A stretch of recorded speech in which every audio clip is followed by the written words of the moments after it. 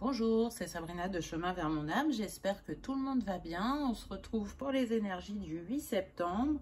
Donc pour le chiffre de la journée, on est en vibration 8. Ce qui vient vous dire ce 8, c'est que dans votre expérience de vie, il y a eu des grandes réussites, mais il y a eu aussi des défis qui étaient tout aussi importants. Et c'est comme si on venait vous montrer les deux faces de la pièce.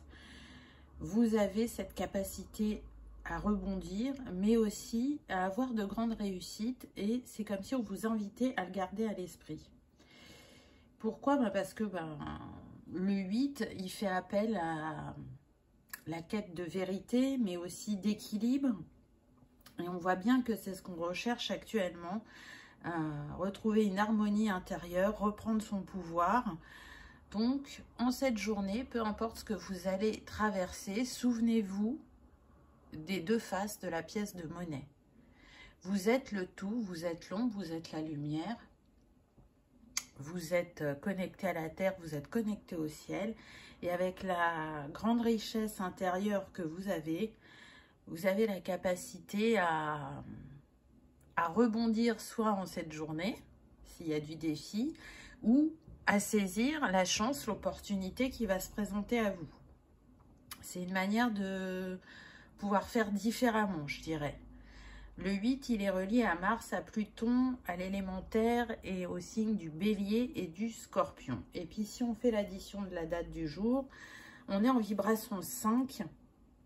Donc, on vous rappelle que vous avez la capacité à provoquer le mouvement, le changement autour de vous et en vous, d'évoluer, de changer de regard, de retrouver de l'épanouissement dans ce que vous faites, que ce soit de manière professionnelle ou personnelle.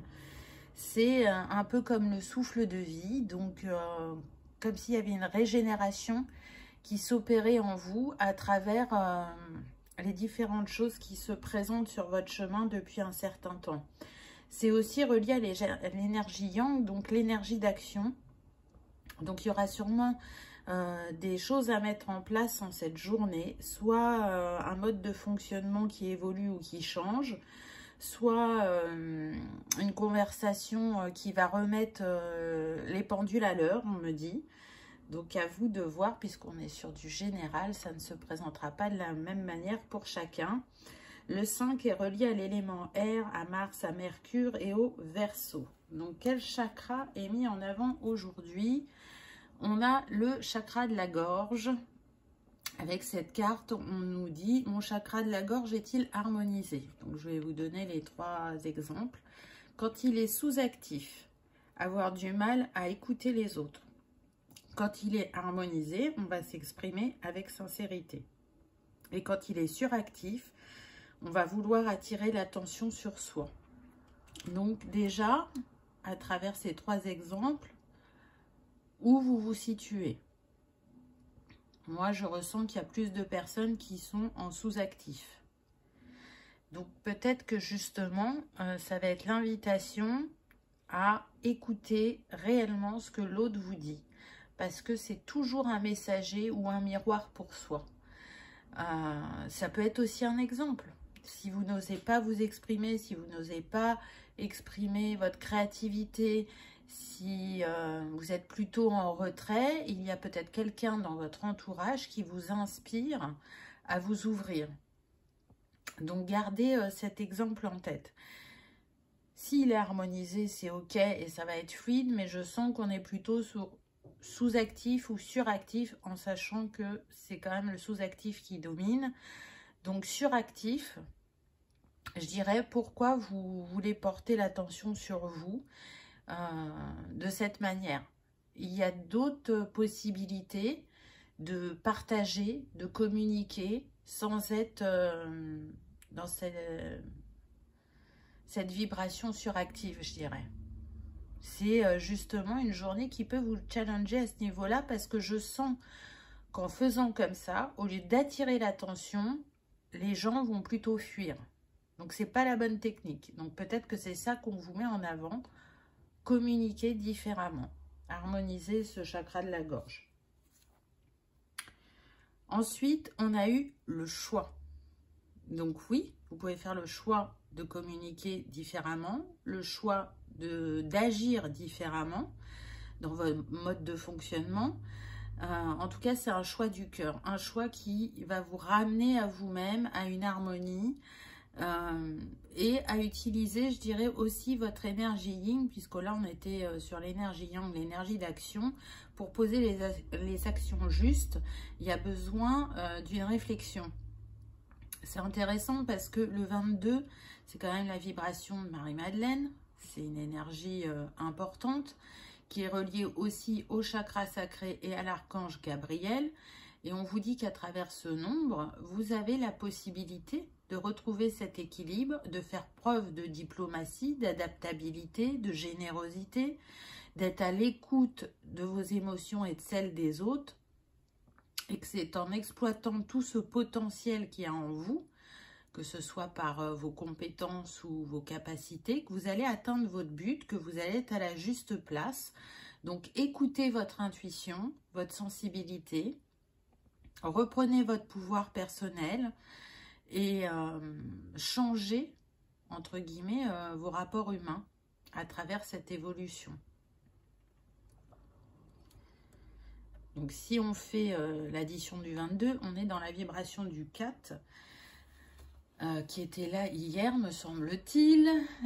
Toujours cette énergie de construction. Hein. On a envie d'avancer, on est sur des personnes qui sont quand même patientes, méthodiques, travailleuses. Ce 4, il est relié à l'élémentaire, donc on voit bien que ce qui vous préoccupe actuellement, c'est vraiment ce qui se passe dans votre matérialité, dans votre vie concrète. C'est intéressant aussi parce que le 4, il est relié à la couleur bleue. Et on voit bien que le chakra qui est mis en avant, c'est le chakra gorge qui est relié au bleu clair. Donc, pas de hasard encore une fois. Ensuite, on a le sacrifice. Alors, peut-être que c'est ça votre choix. Ça sera de sortir du sacrifice, de toujours faire passer les autres avant vous, de ne pas oser se positionner, de répondre aux attentes familiales ou personnelles, en laissant vos envies de côté. Et regardez, on a le nombre 13 qui nous redonne le 4. Donc, c'est vraiment une invitation à changer quelque chose qui n'est pas équilibré, à faire les choix du cœur. Parce que du coup, c'est comme si on avait le 44 avec nous, donc l'énergie de Marie. Donc, vous voyez qu'il y a des énergies bien particulières en cette journée du 8, qui est reliée au chakra cœur et à l'archange Sandalphon. Et c'est vraiment une invitation à aller en vous, à aller écouter votre sagesse intérieure, votre intuition, de rester déterminé et motivé, parce que c'est ce qui va participer à votre succès, à votre épanouissement. On vous rappelle quand même que vous avez une grande sagesse intérieure et que avec ce scorpion là qui est tatoué dans le dos de cette femme, c'est comme si les épreuves et les défis que vous aviez vécus, vous avez acquis les leçons. Vos bases, elles sont solides. On vous dit que vous êtes soutenu. Donc, vraiment, vous n'allez pas, comment dire, rentrer dans un cycle où ça va piquer sans arrêt. Là, vous êtes en train d'en sortir de ce cycle. On l'a vu, hein, ça fait déjà 10 jours, presque 15 jours que ça brasse. Je vous ai dit que septembre ne serait pas simple. Mais vous avez la possibilité de sortir de ce cycle où vous pouviez être en retrait ou sur la défensive. Le scorpion est très intuitif. Il a une très grande sagesse. Donc, faites plutôt appel à cette facette du scorpion plutôt qu'à l'autre. Toujours, j'ai l'impression qu'on insiste sur le fait que il y a deux faces en toute chose et en tout être. Et ne l'oubliez pas, c'est ce qui va vous aider sur votre chemin. Ensuite, en astrologie, on a Pluton. Alors, maîtrise du scorpion, intéressant, n'est-ce pas? On nous parle quand même de transformation, de régénération, de pouvoir. En archétype, on a le phénix, l'ombre, le chaman et le financier. Et en ombre, on a la manipulation et l'obsession. Donc pour moi, c'est une invitation à lâcher le contrôle avec Pluton. Parce que de toute façon, il vient nous challenger. Et c'est comme si il venait nous dire, est-ce que tu as compris la leçon? Est-ce qu'elle est acquise? Parce que là, il est plus temps de regarder le passé. Il est temps justement de s'en défaire pour faire place au renouveau. Donc, que ce soit pour un schéma bloquant, que ce soit pour une communication non fluide, que ce soit par rapport à une manière d'agir, là, vous vous détachez de ça. En tout cas, c'est le challenge qui vient à vous.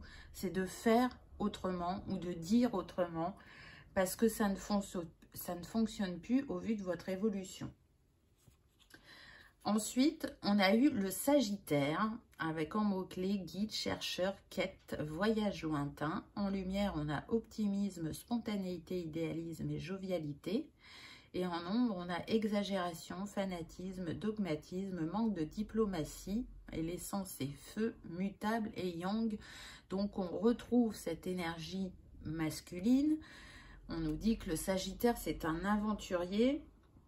Donc là, c'est un appel à sortir de votre zone de confort, à aller découvrir, à rester dans la joie, l'optimisme quant à ce qui vient à vous, à être aussi dans le lâcher-prise avec ces feuilles d'automne. Laissez-vous porter par le flot. Si vous écoutez votre intuition et que vous n'analysez pas dans le moindre détail les choses, vous verrez que vous ferez les choses spontanément et ça va vous permettre, je dirais, de reprendre foi ou de transmettre cette foi suite aux défis que vous avez pu relever et qui vous ont permis d'en ressortir plus fort.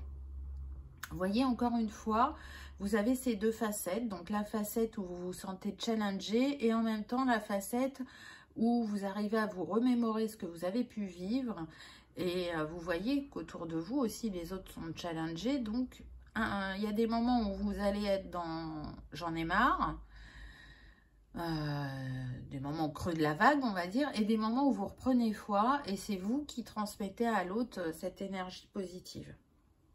Donc, on voit qu'on jongle en fonction de la journée. Quelle fleur va vous accompagner? Ça va être l'orchidée avec le pardon.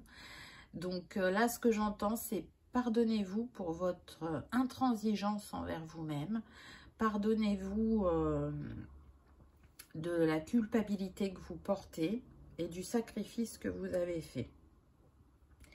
Et puis pour d'autres, ça va être de pardonner aussi à l'autre parce que il est là pour vous faire avancer et peu importe les blessures qu'il a pu rouvrir ou la facette qu'il a pu vous montrer de vous-même, c'est le rôle qu'il a décidé de jouer. Et donc, à travers ce pardon, vous vous offrez la guérison. C'est intéressant parce que l'orchidée, il est relié au chakra sacré, au cœur et aux couronnes. Et on l'a vu, le chakra sacré est apparu dans le tirage. Restez dans le cœur. Quoi qu'il arrive, c'est l'énergie la plus puissante et c'est celle qui vous aidera à progresser et à guérir plus rapidement. L'orchidée, il est relié aussi à Vénus et à l'élément eau. Donc, on voit bien que ça fait appel aux énergies du cœur, à apaiser les émotions. Et le petit mantra qui va avec cette fleur, c'est le pardon mène toujours à la guérison. Je le trouve très beau et très approprié. La pierre qui va pouvoir vous accompagner, on a la pierre de lune qui apporte la positivité et la bienveillance, qui harmonise toutes les énergies et les émotions. Elle renforce les sentiments amoureux et la bonne entente. Elle incarne le yin, la douceur et la féminité. Et chez l'homme, elle calme les tempéraments impulsifs. Les signes astro mis en avant, on a le Cancer, le Capricorne et le Gémeaux. Et les intentions à poser. Je fais confiance en mon intuition. Je rayonne, je m'harmonise avec la lune. Donc c'est intéressant, hein? La pierre de lune, selon sa couleur, elle va être liée soit au chakra sacré, ou couronne, ou cœur, ça va dépendre. En tout cas, elle est appropriée en cette journée.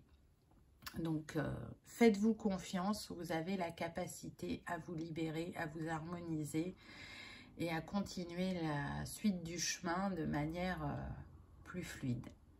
Voilà, j'espère que ça aura vibré, que vous aurez passé un agréable moment. Je vous souhaite une belle journée et je vous dis à demain. Au revoir.